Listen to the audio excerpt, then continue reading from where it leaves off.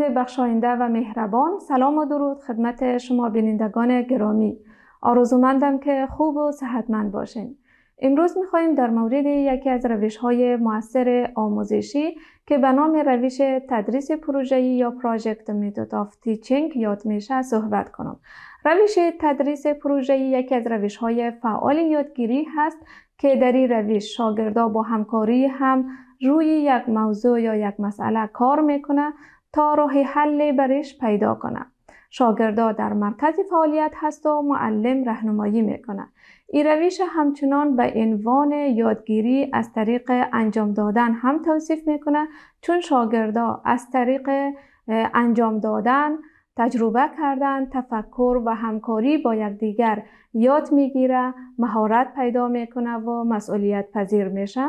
اجرای پروژه در صنف بر اساس روش تدریس پروژه‌ای چگونه هست؟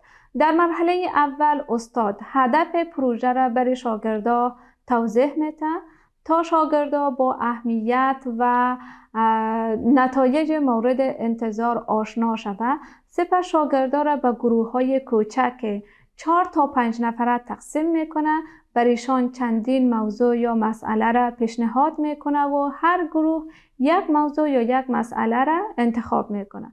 بعد از این مرحله اعضای گروه با همکاری هم برنامه پروژه را طرح‌ریزی میکنه، تصمیم میگیره که هر فرد چی کار را باید انجام بده و همچنین معلومات باید از کجا جمع آوری کنه و چی نوع محصول داشته باشه، مانند پوستر یا مدل را آماده کنه و یا گزارش را آماده کنه و در کنار این با همکاری استاد مدت زمان پروژه را تعیین میکنه. پس از برنامه ریزی پروژه کار عملی پروژه آغاز میشه. هر فرد مطابق با پلان فعالیت خود انجام میده، معلومات جمع آوری میکنه. اگر جمع آوری معلومات از طریق انجام مصاحبه بود، مصاحبه را با افراد انجام میده، بازدید از مکانی میکنه، کار عملی را در لابراتوار انجام میده و یا تحقیق کتابخانه‌ای را انجام میده. در این جریان استاد به صورت دوامدار شاگردان راهنمایی میکنه تا که در مسیر درست پیش بره. بعد از این ارزیابی پروژه صورت میگیره که استاد تمام مراحل انجام پروژه را بررسی میکنه که آیا پروژه مطابق با پلان پیش رفته یا خیر و همچنان اشتباهات احتمالی را شناسایی میکنه تا که در آینده دوباره تکرار نشود و در نهایت تمام مراحل پروژه را ثبت میکنه و نتایج پروژه را من حیث یک گزارش، پوستر و یا یک نمایشگاهی برای دیگران ارائه میکنه و این کار باعث میشه که پروژه من حیث یک منبع قابل استفاده در آینده باقی بمانه. مزایای روش تدریس پروژه‌ای: در این روش شاگردان خودشان فعالیت میکنه و این سبب میشه که اعتماد به نفس شاگردان و همچنین مسئولیت پذیری شاگردان افزایش پیدا کنه و شاگردان مهارت‌های بیشتر و تجربیات بیشتر را کسب کنه و همچنین سبب تقویت مهارت حل مسئله میشه.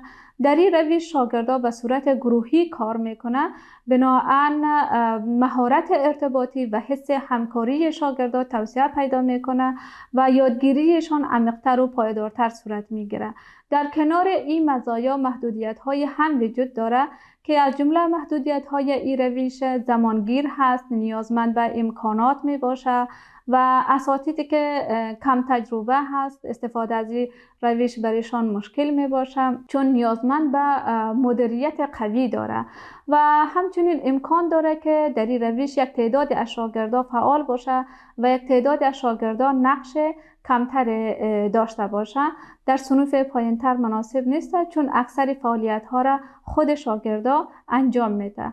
اگر هدف و موضوع پروژه به صورت واضح بیان نشود، امکان داره که شاگردان مصروف کار عملی شود و هدف آموزشی را یاد نگیره. روش تدریس پروژه‌ای بیشتر در صنوف بالا، در مکاتب دوره متوسطه و لیسه قابل اجرا هست، چون شاگردها توانایی تحلیل و همکاری را داره.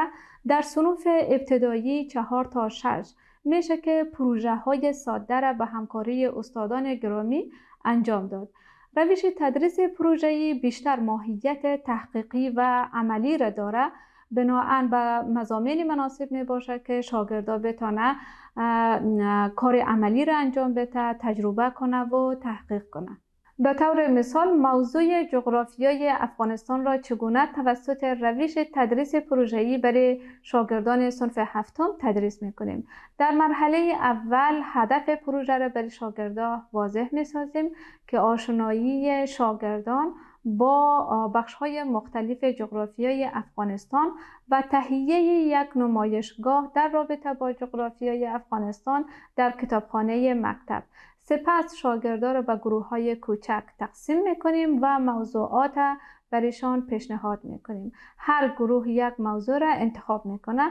مثلا گروه اول در رابطه با اراضی افغانستان، گروه دوم در رابطه با آب و هوای افغانستان، گروه سوم در رابطه با زراعت و کشاورزی افغانستان، گروه چهارم در رابطه با جاذبه‌های گردشگری افغانستان و مدت زمان برای انجام پروژه را هم تعیین میکنیم.